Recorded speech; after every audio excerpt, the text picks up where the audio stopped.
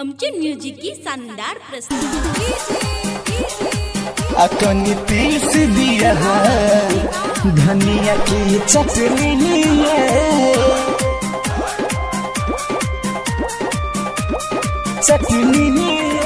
छुछे दाल भात में घोटाई है कोना कहू किछ नहीं फुराई कुछ नहीं फुराई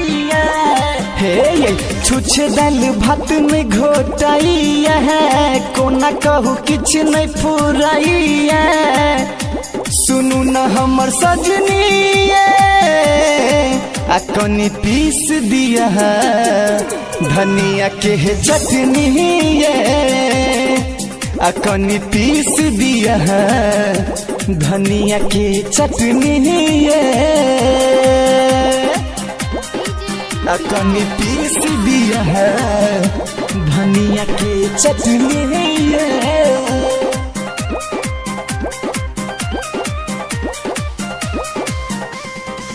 अकनी पीस दिया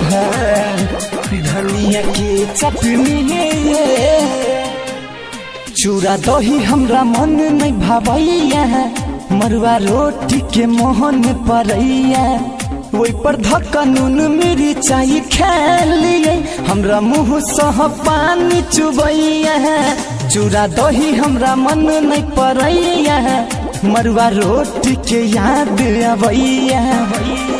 एना नहीं यहाँ खिसिया बुए मोहन के अपना मना बुए अही छी हमर मखनी अकनी पीस दिया धनिया के चटनी अकनी पीस दिया सुनु न रानी चटनी अकनी पीस दिया धनिया के चटनी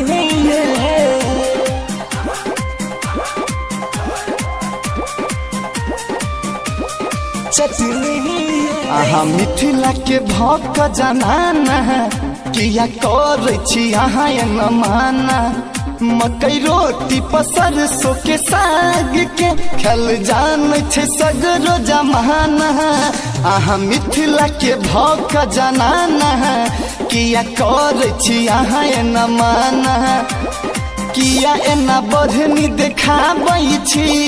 हमरो ई मन गरमाबै छी ककएल खटनी अकनी पीस दिया धनिया के चटनी अकनी पीस दिया सुनु न रानी चटनी अकनी पीस दिया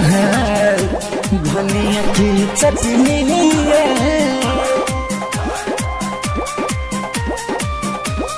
चटनी